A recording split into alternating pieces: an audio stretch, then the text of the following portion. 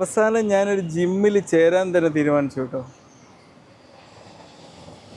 കാരണം എന്താ പറയുക, നമുക്ക് നമ്മളെ പേഴ്സണൽ ലൈഫിന് കൂടുതൽ ഇമ്പോർട്ടൻ്റ് കൊടുക്കാതെ സോഷ്യൽ മീഡിയ ലൈഫിനും പ്രൊഫഷണൽ ലൈഫിനും ഇമ്പോർട്ടൻ്റ് കൊടുത്തു കഴിഞ്ഞാൽ നമ്മളിവിടെ ആരോഗ്യത്തോടെ അല്ലെങ്കിൽ പിന്നെ മറ്റുള്ളവരുടെ ആരോഗ്യം നോക്കിയിട്ട് എന്താ കാര്യം? സമയമല്ല എന്നൊക്കെ പറഞ്ഞ് പരാതിപ്പെട്ട് ലാസ്റ്റ് ഞാൻ തന്നെ ഒരു സൊല്യൂഷൻ കണ്ടെത്തി. കാരണം എനിക്ക് മിക്കവാറും നൈറ്റ് ഡ്യൂട്ടികളൊക്കെ ആയതുകൊണ്ട് എനിക്ക് രാവിലെയാണ് സമയം കിട്ടുക.